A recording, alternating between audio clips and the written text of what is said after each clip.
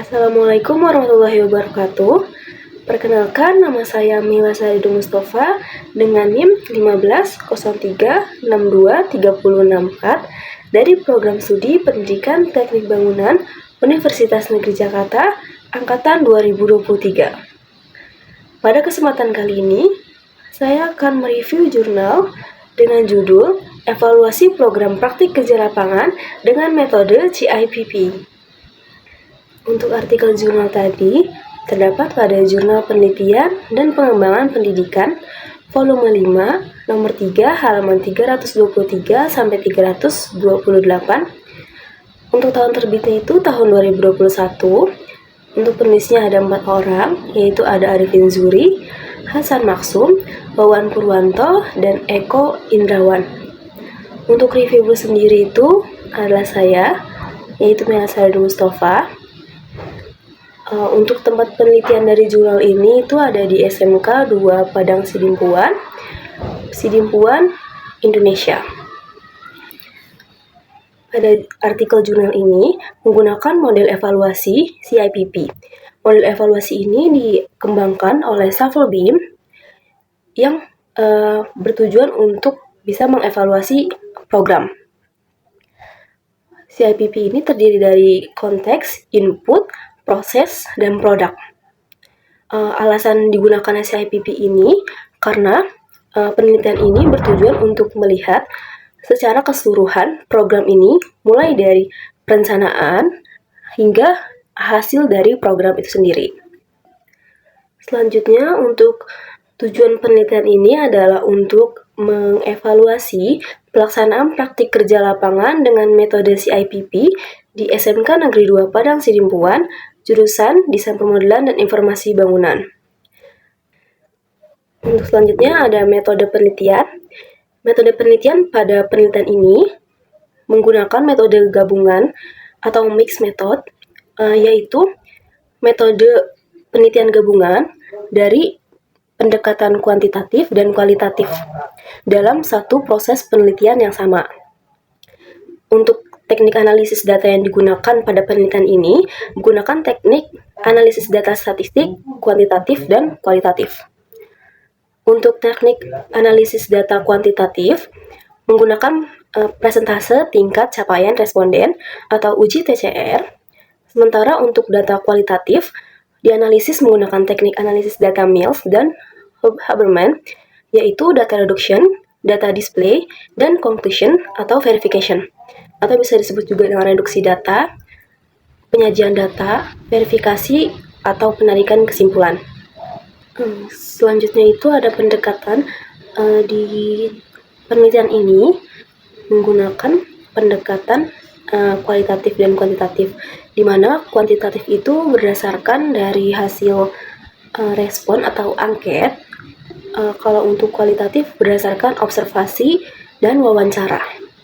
Selanjutnya untuk kriteria dari penelitian ini diambil dari responden siswa kelas 11 jurusan DPIB SMK Negeri 2 Padang Sidimpuan sebanyak 30 responden. Dari 30 responden atau siswa ini harus sudah melakukan PKL 1 bulan sebelumnya. Selanjutnya ada tahapan. Untuk tahapan penelitian ini, yang pertama peneliti melakukan observasi dan wawancara di lingkungan SMK Negeri 2 Padang Sidimpuan. Selanjutnya, peneliti menyusun isi pertanyaan untuk angket berdasarkan hasil dari wawancara dan observasi tersebut. Dan di dalam angket tersebut juga diperkuat dengan beberapa penelitian yang memang relevan dengan penelitian yang sedang dilakukan.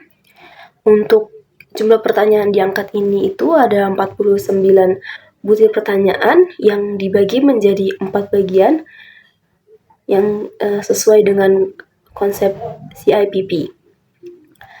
Lalu setelah selesai membuat angket, peneliti itu menyebarkan angket kepada 30 siswa DPIB atau Desain Pemodelan dan Informasi Bangunan yang sudah melaksanakan PKL.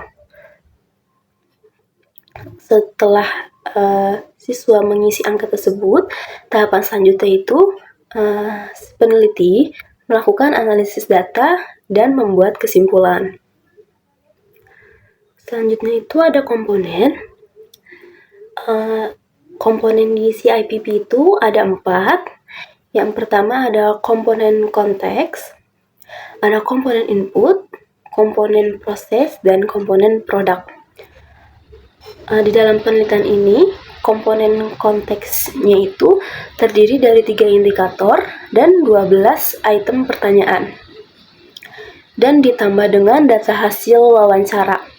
Indikator dalam komponen konteks ini terdiri dari tujuan program, persiapan, dan lingkungan. Untuk selanjutnya ada komponen input. Komponen input di sini tuh terdiri dari 5 indikator dan 32 item pertanyaan. Dan ditambah juga dengan data hasil wawancara. Untuk indikator di komponen input ini itu ada kesiapan guru, instruktur di lapangan, biaya, dan sarana serta prasarana. Selanjutnya komponen ketiga itu komponen proses. Komponen proses ini terdiri dari 3 indikator dan 21 item pertanyaan, dan sama juga ditambah dengan data hasil wawancara. Untuk indikator di komponen ini sendiri terdiri dari pelaksanaan, monitoring, dan hambatan. Untuk komponen yang keempat atau yang terakhir itu ada komponen produk. Komponen produk ini terdiri 1 indikator dan 10 item pertanyaan yang sama juga ditambah dari hasil wawancara. Indikator tadi itu hanya 1, yaitu hasil yang diperoleh dari program praktik kerja lapangan atau PKL ini. Selanjutnya ada hasil penelitian. Dari hasil penelitian ini menunjukkan bahwa pelaksanaan evaluasi konteks itu mendapat skor rata-rata 83% dan masuk ke dalam kategori baik. Untuk yang selanjutnya ada evaluasi input.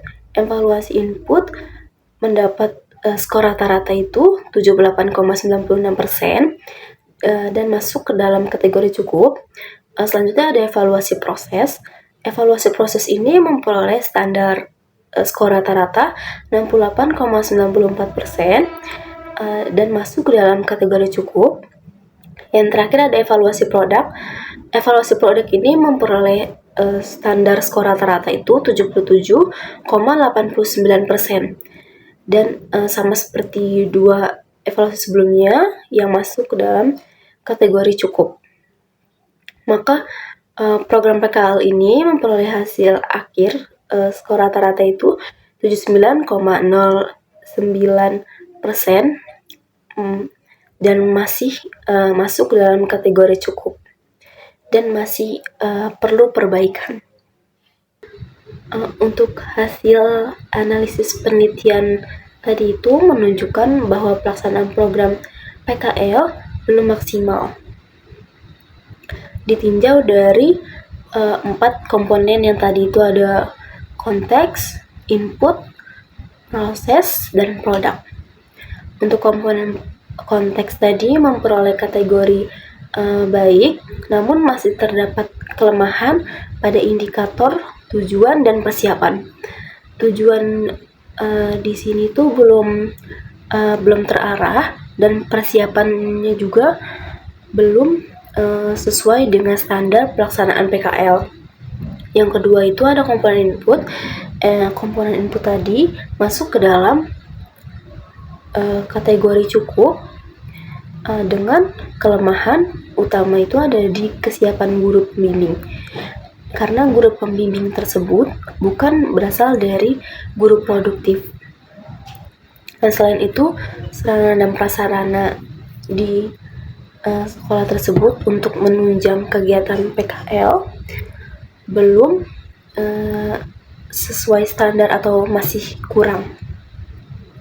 Untuk yang ketiga ada komponen proses.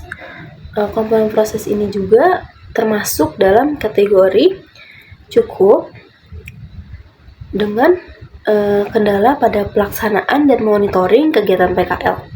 Karena pada saat PKL guru kurang monitoringnya, dan karena bukan guru produktif, jadi keterlibatan guru tersebut itu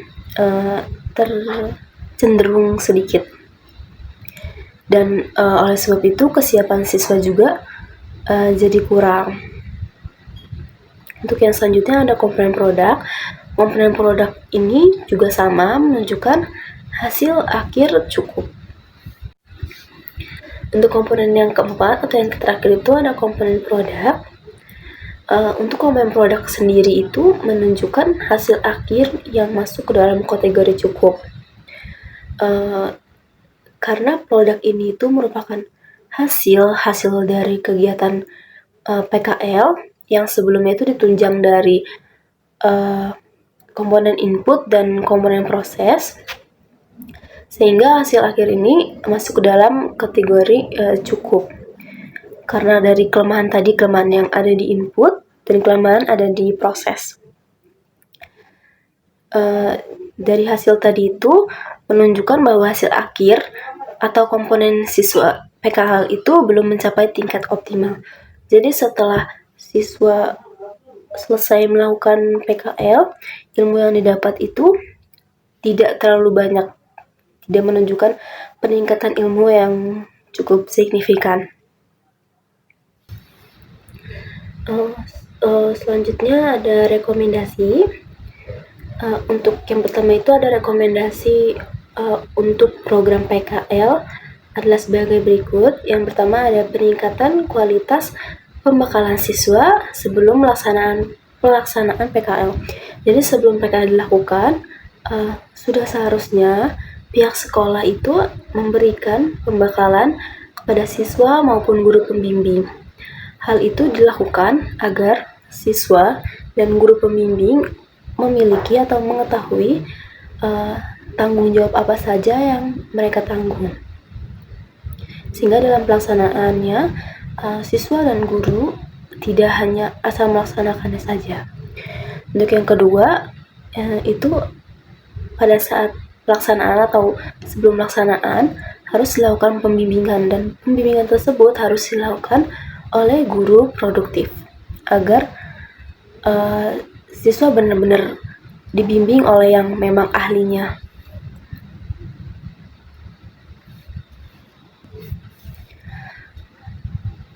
Selanjutnya ada rekomendasi untuk artikel.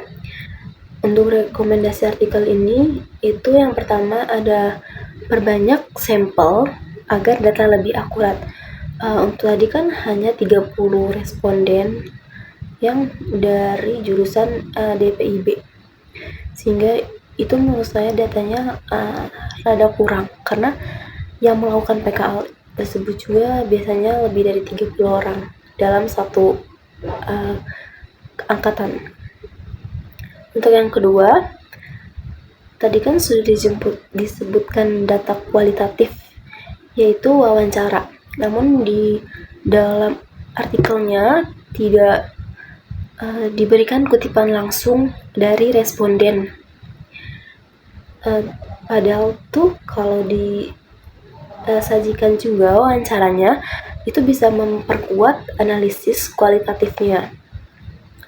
Untuk rekomendasi yang ketiga itu berikan visualisasi data, karena di dalam artikel ini tuh tidak terdapat grafik, diagram atau tabel visual yang dapat membantu pembaca seperti saya lebih cepat memahami hasil dari penelitian tersebut. Misalnya itu ada perbandingan skor dari evaluasi konteks, input, proses, dan produk. Sekian review jurnal dari saya. Kurang lebihnya mohon maaf. Wassalamualaikum warahmatullahi wabarakatuh.